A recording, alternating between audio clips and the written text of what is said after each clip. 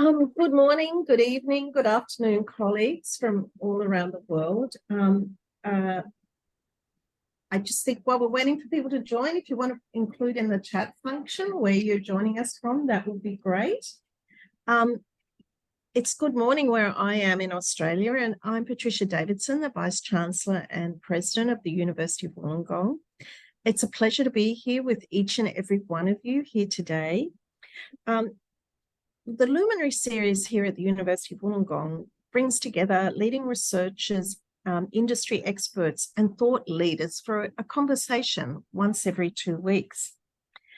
Today we welcome scholars from all around the world and members of the International Council on Women's Health Issues to discuss how we can collaborate to tackle global health challenges. Today we're hearing from a group of exceptional researchers as we discuss the critical issues for women as we emerge from the COVID-19 pandemic. Before we begin, I just wanted to acknowledge country. On behalf of the university, I would like to acknowledge that country for Aboriginal peoples is an interconnected set of ancient and sophisticated relationships. The University of Wollongong spreads across many interrelated Aboriginal countries that are bound by this sacred landscape and intimate relationship with that landscape since creation. From Sydney to the Southern Highlands to the South Coast, from freshwater to bitter water to salt, from city to urban to rural. The University of Wollongong acknowledges the custodianship of the Aboriginal peoples of this place and space that has kept alive the relationship between all living things. The University of Wollongong also acknowledges the devastating impact of colonisation on our campus's footprints and commit ourselves to truth-telling, healing and education. And we also acknowledge First Nations people from all around the world. It's really a great pleasure for me today to welcome thought leaders around the world for a conversation to discuss critical issues impacting on women as we emerge from the pandemic. The International Council on Women's Health Issues is an association dedicated to the goal of promoting health, healthcare and well-being for women. And I'm delighted to welcome our guests here today. Dr. Yingjuan is the Associate Dean of the School of Nursing and Rehabilitation at Shandong University in China, and she will actually be hosting the next meeting of the International Council on Women's Health Issues in China, and so you'll hear a lot more about that. The prize of the day goes to Dr. Binu Koirala, who is an assistant professor at Johns Hopkins School of Nursing, but mother for a second time just 1 week ago, and she represents everything about power, tenacity, and wonderment of motherhood.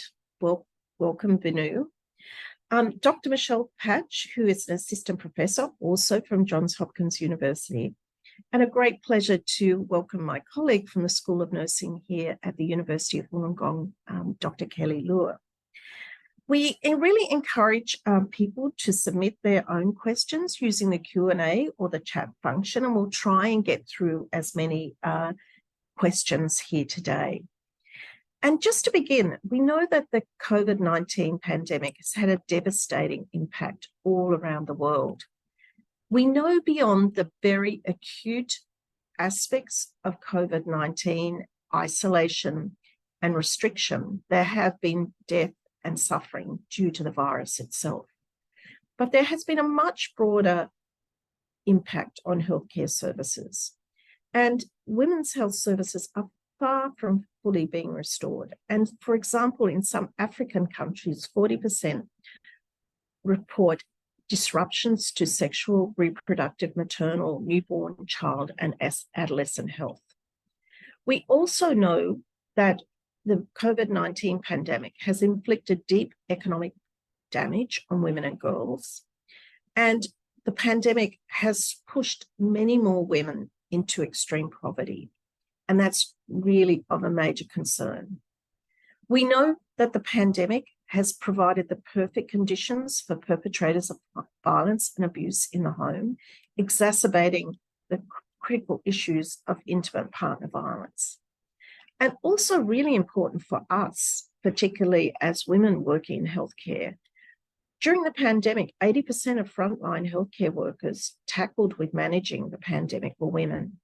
And this has really had an impact on healthcare workers beyond the trauma of the pandemic, but also the increased responsibilities that women had because of schooling obligations and we know already disproportionate household responsibilities.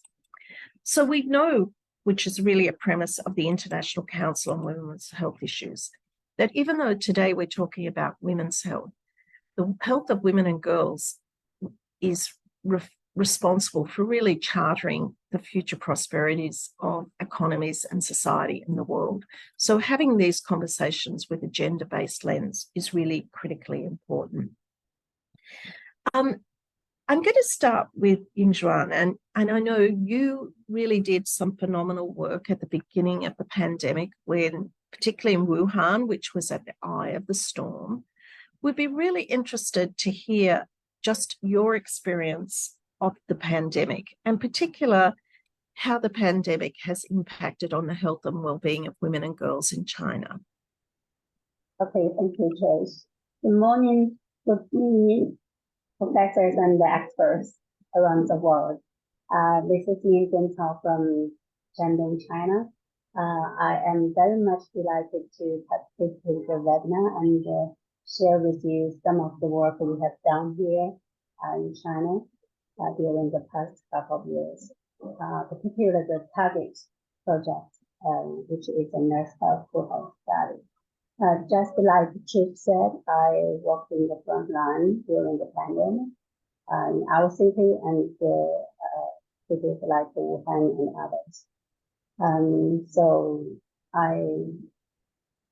at the first line, I had seen the damage to the health of women and girls, and also our nurses in China, and I know around the world. The nurses are composed of mainly female nurses. So this is a big thing to our health.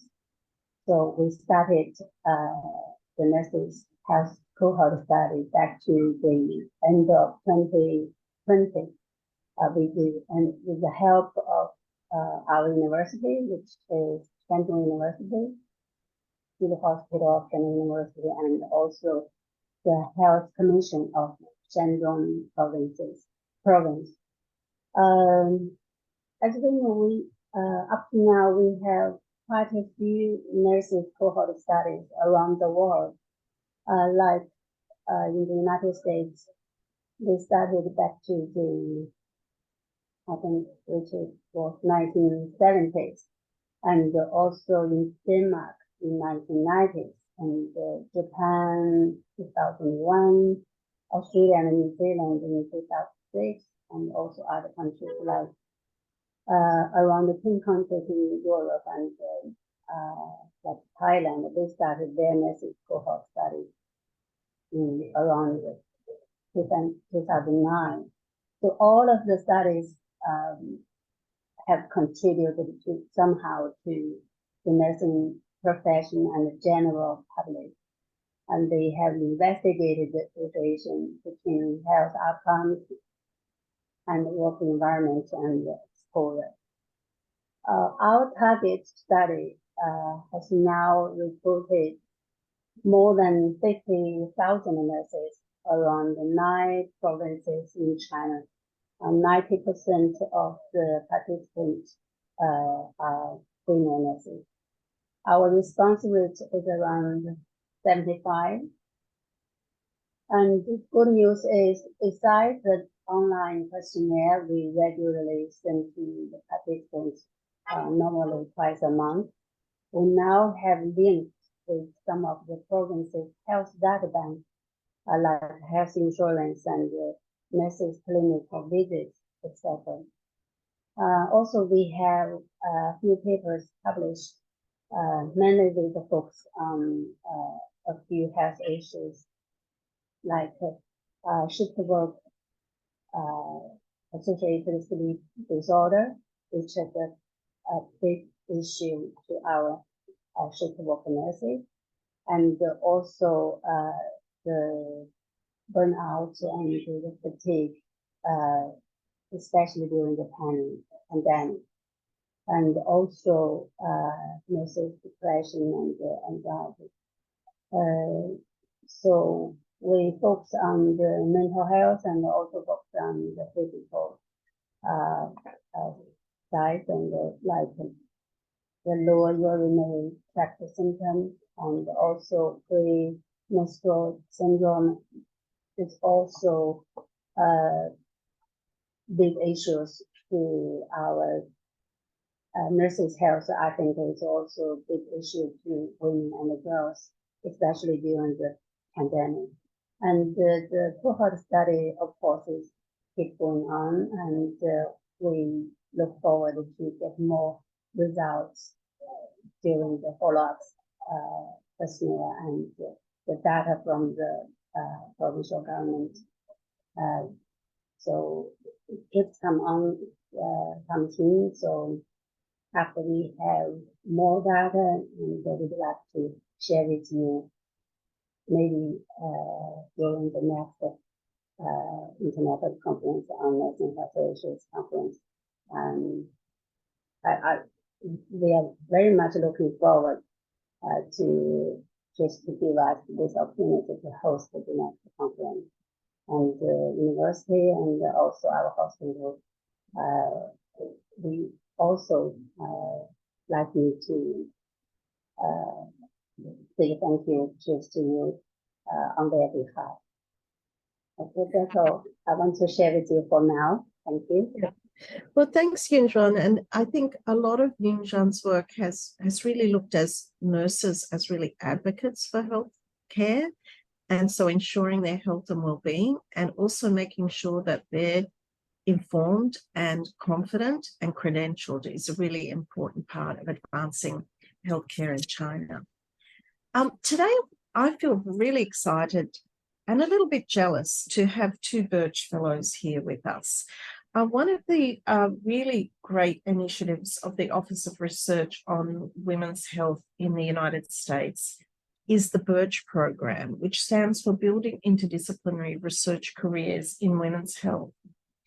And this is a mentored career development program designed to connect junior faculty, particularly focusing on the unique issues impacting on women's and girls, and focusing on why gender and sex differences really make a difference. So now it's my pleasure to introduce to you Binu. And Binu is really doing some exciting work looking at multimorbidity and women. And so Binu, tell us a little bit more about Life as a Birch Scholar, which I think is a great initiative, and I wish we had that in Australia, and also what are some of the findings that are emerging from your study. Thank you for having me first. And so I would like to start with a little bit background about how my Birch project started. So my clinical background, I worked as a cardiovascular nurse, and my earlier primary focus of my clinical as well as research focus was among people living with heart failure. And those of us who work with this population, we know that on average, one person with heart failure have about 6 to 8 multiple chronic conditions. So it's rarely like they only have heart failure. So also multimorbidity is increasing with increasing aging population, longevity, as well as the medical advancements. And most of the people who have heart failure are also women. And so when we talk about COVID-19 and pandemic, these people who have multiple chronic conditions were vulnerable and were like, there were increased risk for COVID-19 as well as its severity and health outcomes. So immediately after COVID-19, I was really interested to explore more about how multimorbidity is affecting these populations who have heart failure and multiple chronic condition, and is there any need to focus on gender-based differences and how we can understand their care preferences and need based on gender or sex differences. So with the help from Birch, we are exploring what are the gender-based care preferences and care improvement priorities among these populations using experience-based co-design approach. So that means we are working with patients, family members, and healthcare providers, and we are trying to come up together with what could be the next step to help support them when living with multiple chronic conditions.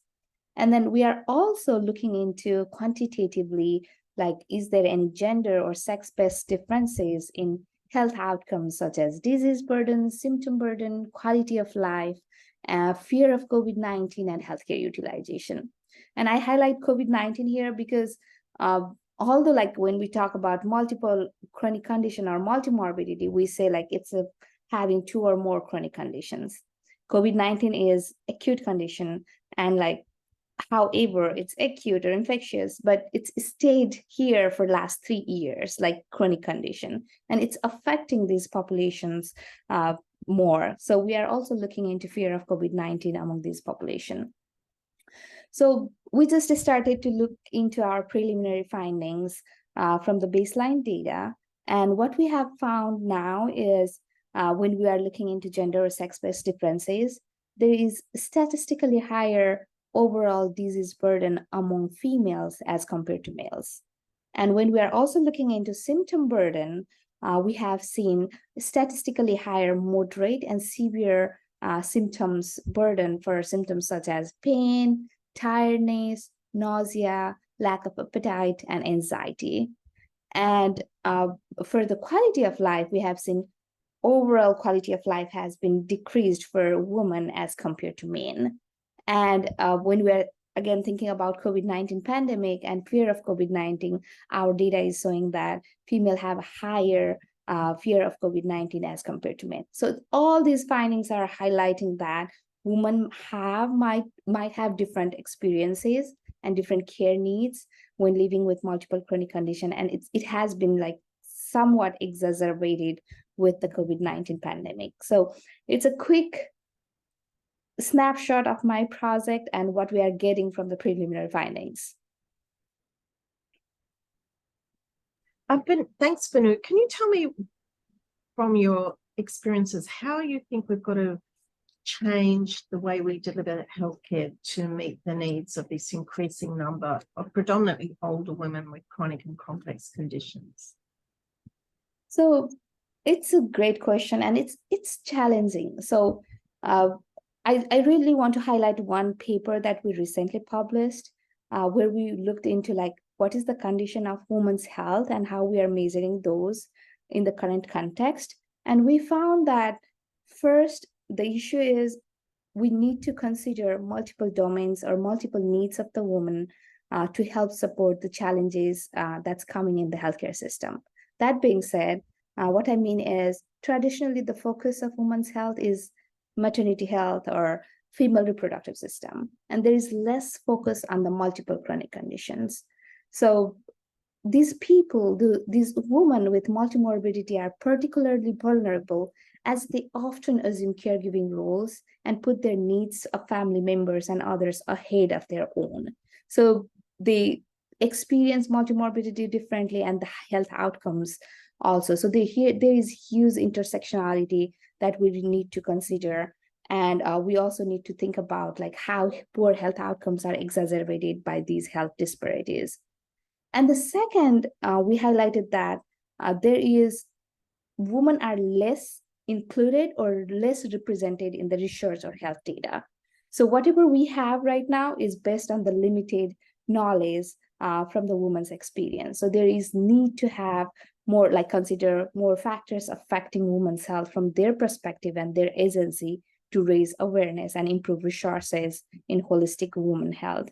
And the third is population-based studies. We are doing somewhat good in higher income countries, but there is huge issue or like limited resources as well as data from the lower income countries. So we also need to think about globally how we can collect population-based data and understand like how health of women from different sociocultural background are affected and progress over time. So it's really important to focus women in multiple chronic condition.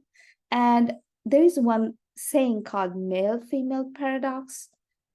This paradox refers that female have higher life expectancy. However, that life expectancy is penalized by multiple chronic condition or burden of the disease. So we really need to focus this vulnerable population and see how we can help improve their care and outcomes. So it's a challenging job, but we can do it. We are here to raise awareness and think through next steps. So if we all take that step, we can make a difference.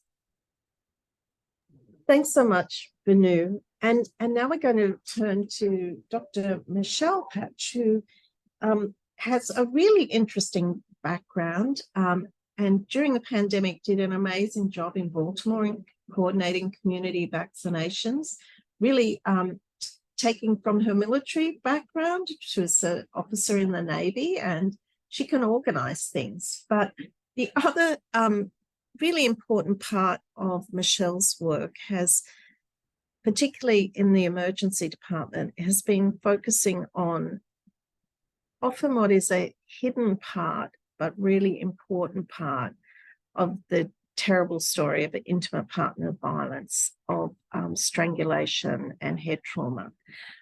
Michelle, can you tell us a little bit about your work and maybe some of your observations during this COVID period on the impact on women's health? Sure. Thank you so much for that warm welcome, Trish. I'm really grateful for the opportunity to speak with you all today.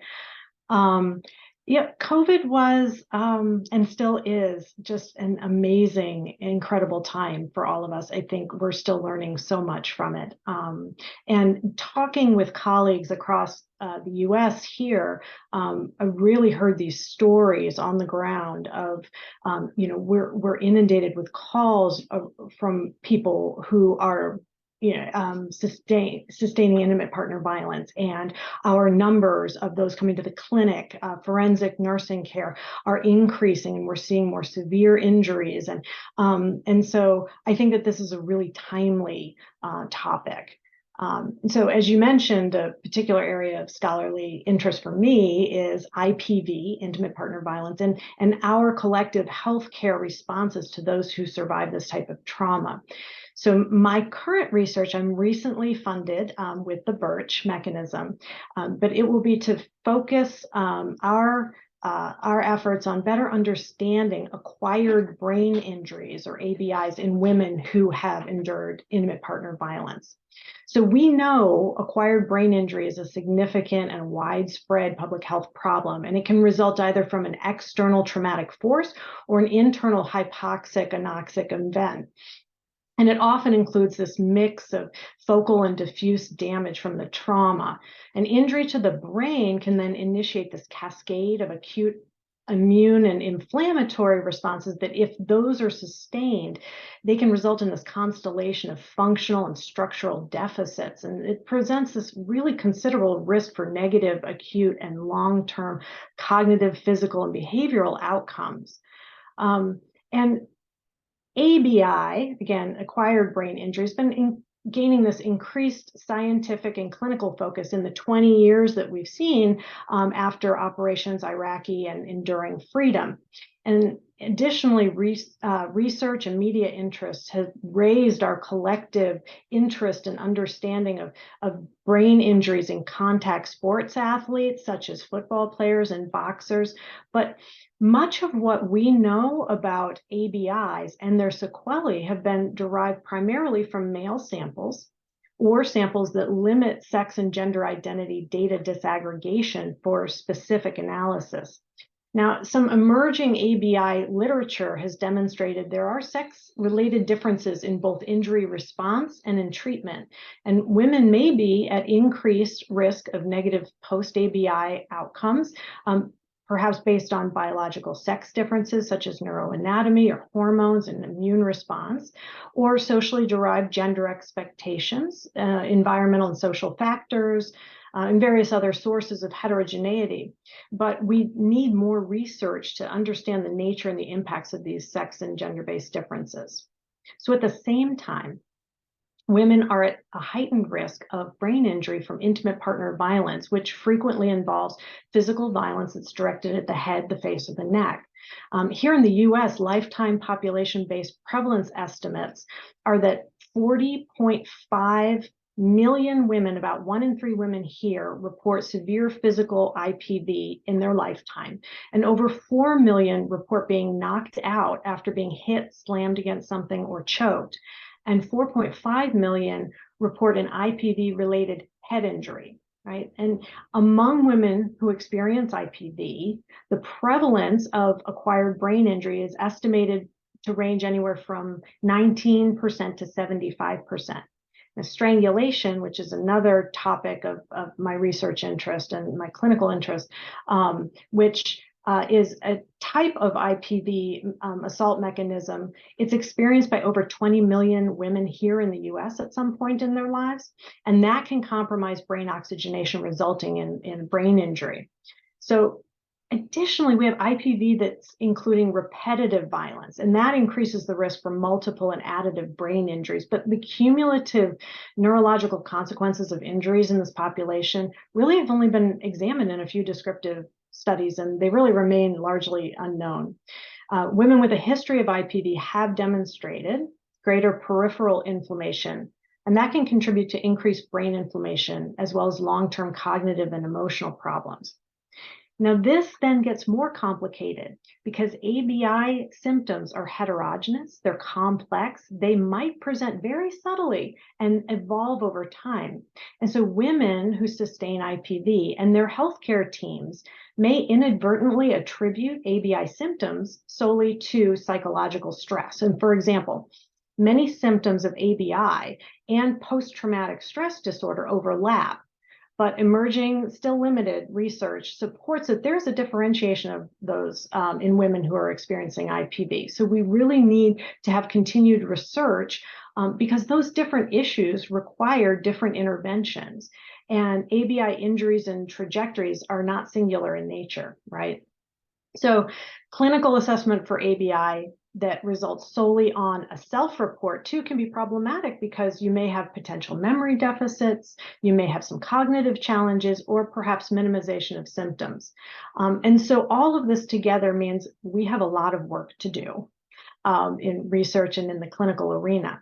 So the purpose of my Birch-funded pilot study will be to examine blood and sweat fluid biomarkers for neurological injury and inflammation, along with physical and psychological symptoms over time for women who present to an emergency department for care that's related to an IPV assault to either their head, neck, or face. And so what I want to do is focus on the acceptability and feasibility in this pilot study that would then inform development of a larger, more appropriately powered study of biomarkers specific to this population and more inclusive of individuals presenting for other services outside of EDs, like domestic violence centers. Right. Well, Michelle, those data are really challenging and sobering. And I think the other really important points that you make is often these symptoms are misunderstood. And you just also wonder how many women are suffering from this without presenting to healthcare facilities. Mm-hmm. Well, thanks so much, Michelle. And now we're going to move to Kelly. And as we've mentioned, in many ways, the pandemic has created the perfect conditions for perpetrators of violence and abuse, not just seclusion and isolation, but economic stressors. And even as we emerge from the pandemic, we see around the world worsening poverty. And many of those factors contribute to conditions that are brittle and touch points for intimate partner violence. Kelly, you've been doing a lot of work with women in domestic violence shelters. We'd love to hear a little bit about your work and what you think the impact of the pandemic has been on intimate partner violence, and also more importantly, what we need to be thinking about to move us forward. Thanks, Trish, and thank you for the opportunity to speak to everyone today. I'm on the beautiful Dharawal country here today at University of Wollongong. And as Trish mentioned, I have been doing a lot of work with women's intimate partner violence services. So here in Australia, we have women's health centres around New South Wales and also some women's shelters. So the purpose of my research was really to understand the impact of the COVID-19 pandemic and restrictions on the women in these communities. And at the time when I started my research, along with my colleague, Professor Cronista from the University of Oregon, access to women in these communities was very difficult because of the restrictions. And so we pivoted to a project which looked at understanding the perspectives of staff that worked in these centres, which was really interesting. And the preliminary findings from this research showed that there was an increase in demand on these services. And, you know, we know that IPV has always been an issue, a gendered and global issue, with 1 in 3 women experiencing it. But COVID-19 pandemic restrictions just really exacerbated that. And as Trish said, provided ideal conditions for IPV. So from my research, we found that actually it kind of shone a light on the trajectories of these women even before the pandemic, because what we saw was that there was less escape holes within the week for women. So, you know, the access to work and education and support groups, or just, you know, activities and friendships was very limited and removed, as was their access to communication. You know, sometimes the telephone was monitored, and they were just 24/7 in the same environment as their perpetrator, which made it very difficult. It also created upheaval and chaos for the services. Many services, especially in metropolitan Sydney, were closed during this time. Other services in more regional areas were open, and they were just inundated with women seeking support. So very, very volatile situation. We also saw a complexity within the housing situation. So there was limited rental accommodation. If there was any available, the prices were sky high. So it made it very, very difficult for a lot of women. And another finding that came from my research was control over the vaccination. So the vaccination being used as a form of control in intimate partner violence relationships. So whether a woman and their children were prevented from getting it, or very fearful to leave the house to access vaccination. So it's a very complex situation, and I think moving forward there's a lot more work to be done to understand the fallout from this, and the continuing fallout, I think, will be felt for many years to come. So that's a little bit about my work. Thanks. Yeah, thanks, Kelly. And colleagues who are online, I really encourage you to put some questions in the Q&A and in the chat. But I might just start off with a question to Kelly and maybe Michelle as well. In the era of increased digitalisation, how does that impact, and potential for control and monitoring, how is that impacting on services for intimate partner violence? Yes, very, very difficult. So from my research, there were some incredible stories about the staff going to extreme lengths to be able to access women during that time. I recall one of the staff members mentioning that they had asked the women to, if they could, sit in their cars to take phone calls, just to avoid or minimise the risk, but extremely difficult, especially at a time when a lot of services did transition to telehealth type services. But, you know, that was a quandary for many anyway, so it was very difficult to access support during that time. Michelle, have you seen similar patterns in the US?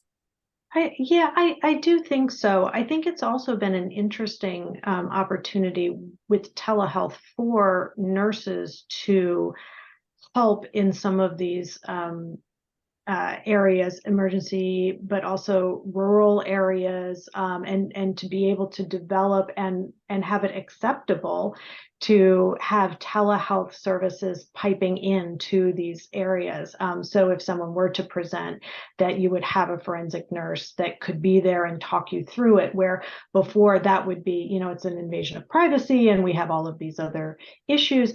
So I don't want to say that there are silver linings to this horrible global pandemic, but I do think that some real movement forward on things that may not have had general acceptance, or, you know, I guess we can go ahead and try it, may prove actually to be very, very helpful going forward. Thanks, Michelle. Yingjuan, do you maybe want to comment on intimate partner violence in China? I know it's something that is not talked very much about, but is there any comments that you would like to make?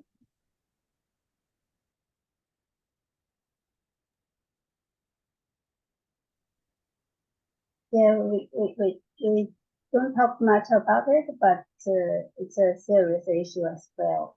And from the hospital work environment, and we do our best to tackle this kind of issue. And I think with the efforts from the individual level and also the institutional level and the whole society, it will get better. Yeah. Well, I think that just underscores not only do we have the aspects of gender, we also have aspects of culture and how it's recognized in specific cultures. Binu, it's really very interesting to hear about the fear of COVID-19. Can you tell us a little bit more about that? Is in women, is that because they've had the condition or they're worried about their comorbid situation that is making them more vulnerable? Sure. So I think, so we haven't looked into in detail, like what specific regions are behind that. But when we're doing qualitative interviews and when we're talking with the people, we feel like they are more emotionally attached, and because they have multiple chronic conditions and they are taking care of family members, they think more about that. And even at the time of pandemic, they were feeling more lonely, and like they were having less communication with the family members. So the anxiety was there, like higher among them at the time. So all these things might have influenced the fear of COVID-19 among these populations, like having multiple chronic conditions, family responsibilities, plus being lonely and having less support. All those things might have affected the fear among this population. And I guess in the United States, where over 1.2 million people have died, it's probably a very real fear. Yeah, very, very interesting. So, you know, I think across the conversations today, we've sort of seen glimpses of the life course and the importance of women's health across the lifespan. And, you know, Binu's work focuses particularly on older women. And also we've heard about some of the real challenges with intimate partner violence. And Yingjuan has shown, you know, the importance of focusing on the nursing workforce, which is in most countries at least 80% of women, and we face real challenges in that way. How do you think we are going to really address some of the challenges ahead? Particularly, you know, if we look at 3 years of probably no screening, no pap smears, limited mammography, screening for hypertension, and also the increased poverty. Do colleagues want to comment on what are some of the things we need to be thinking about for health workforce planning and health services planning moving forward?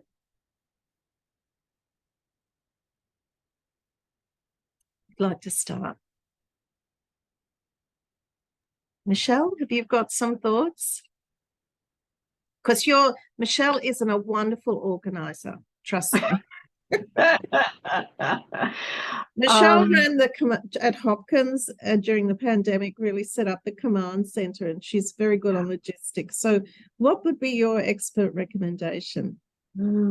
It truly is an issue. It really is a challenge. And I think those are the individuals who we will miss in our statistics of how many individuals COVID really truly impacted.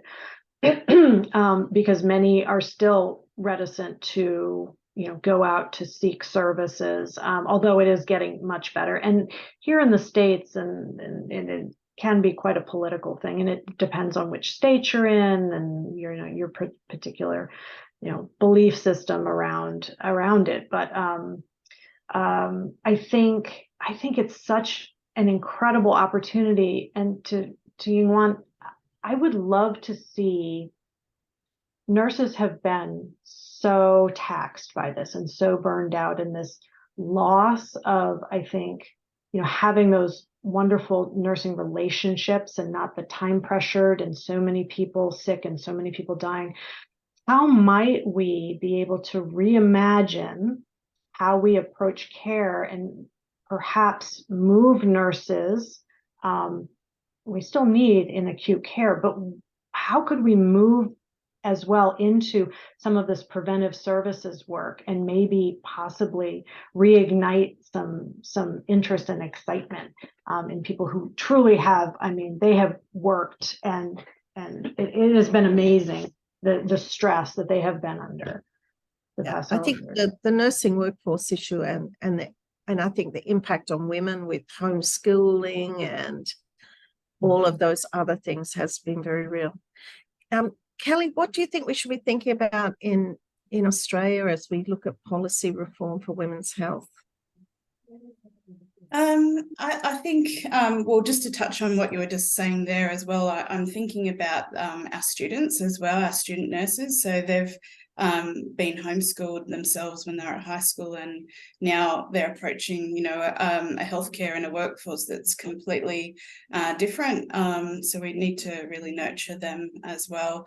But as far as women's health in Australia, I think that we have a lot of catch up to do, actually, and we need to be very aware that women have access to doctor services and medical services, which even now can be quite strained and hard to get appointments for these services. So I think there definitely needs to be a shift in, making this more accessible, and probably some public health messages increased as well as to the importance of this screening, which from my work with the women's health centres, they often have nurses and doctor services, and there's just that real backlog at the moment of catching up with the screening. So certainly need to make that more accessible. Yeah, look, I think that's absolutely a good point. And I know just in our university, we have a safe and respecting communities team that deal with sexual assault and sexual harassment on campus, but are really, a lot of their caseload is for intimate partner violence that occurs in the community because there's such a shortage of services.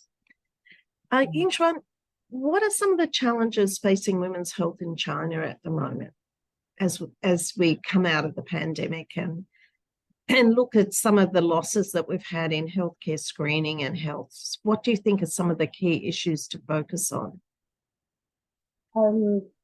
First I want to appreciate my thanks again. Listening to the talk from the global outburst, I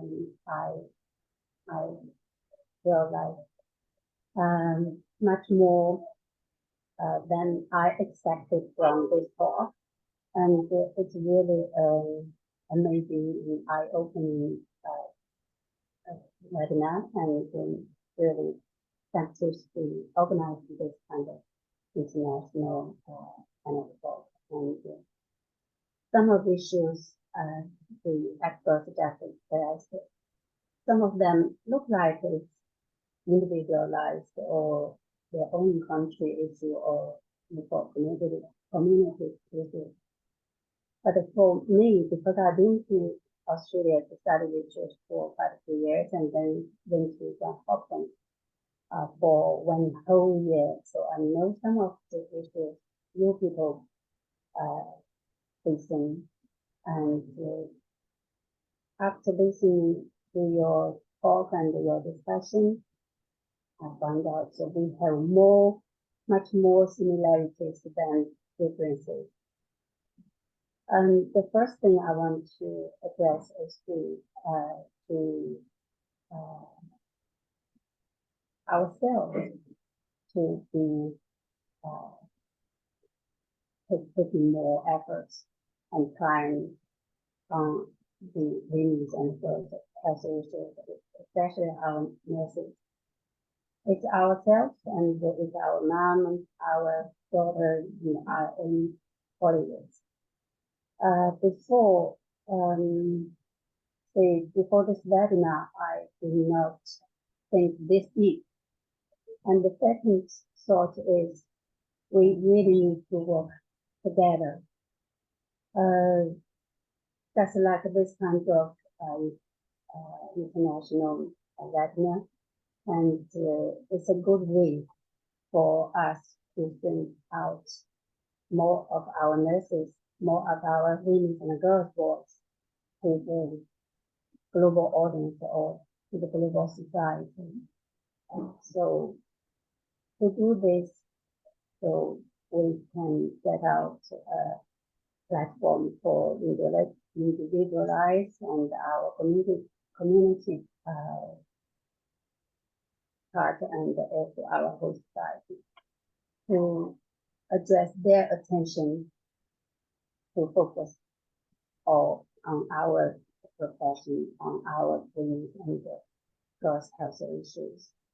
So we should put on more efforts and time to think about it, and attract more resources to work together. That's what I want to say.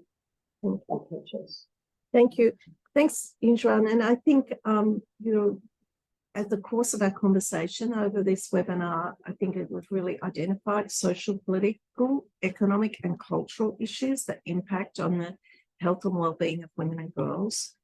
I think the impact of the pandemic on intimate partner violence and not just the health and well-being of women, but their economic status is something that we really need to look at, and we need to maybe reconfigure many of our models of care to make sure that happens. There's just a question for you, Yingjuan. What are some of the strategies that have been tried in China to help breach cultural barriers for women seeking help for intimate partner violence? And while Yingjuan's thinking about this, I just wanted to sort of identify, work that has been done in Chinese nurses to really look at them as being a tool for frontline identification. But Yingjuan, would you like to comment on that, particularly from your hospital? Can you say that again, Trish? Oh, sorry. There's just been a question in the chat about, what are some of the things that are happening in China to overcome the cultural barriers for recognizing intimate partner violence as an issue, or violence against women and girls as an issue? Okay, yeah, this, say 2 years ago, or 10 or 20 years ago, and we did not do much about it, and since maybe 4 or 5 years, in Shandong University, we get a few students, nursing students from Zimbabwe, And one of the students is also interested in this topic. So he did a master's study on this topic in my hospital. And from his study, and we have gone through the issue in China and also in Shandong province, and of course in our hospital as well. And during his study, his opinion, I think may stand for some of international people looking at our this kind of issue. For me, I think we have done a lot. I just mentioned about the women's and health issues, and the violence is kind of, the culture issue have done a lot on this, but I should say the environment is getting much better, and this kind of results comes from the efforts from women and girls themselves, and also from the work environment, and also the school, and also from the whole society, and we should say from the individual citizens to the provincial and the government. I think we have done a lot on this, but still a long way to go. But Trish has been to my province, and this is the hometown of Confucius. And it stands for very traditional Chinese culture here. Just like maybe Binu has mentioned before, and women always put their benefits or their health and their stuff behind of the family, or behind of the extended family even.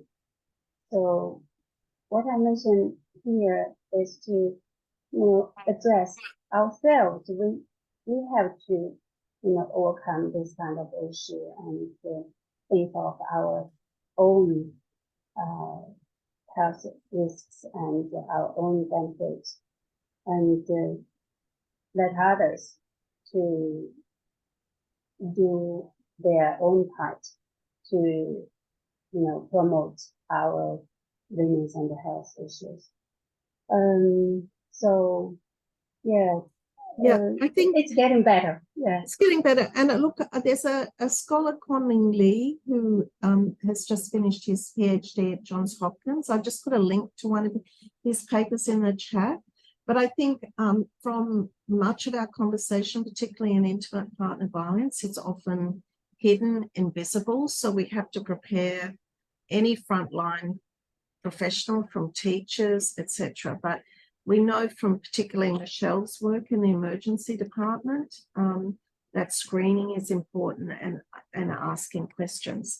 But look, we're running out of time, so I'm just going to sort of close by just asking each of our panelists just to maybe give one key takeaway for our audience here today. So and the question would be, what are some of the critical issues that we need to be looking at for the health and well-being of women and girls, particularly as we emerge from this really turbulent time of the pandemic? And I might start with you, Kelly.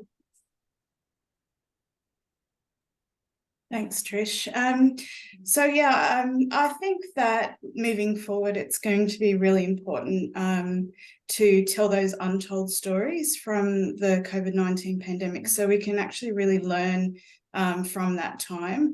I've done a lot of work with looking at the establishment of women's refuges in Australia during the 1970s, and I know that during crucial times in history, we we learn who the emerging leaders are, the people who were on the ground and doing the hard work during those hard times. And I feel that emerging from this, those stories do need to be told, so that we can learn from that time and put in real change for the future. And I feel that there's still a lot more work to be done in this area, just to highlight those leaders. Thank you, Kelly. Michelle?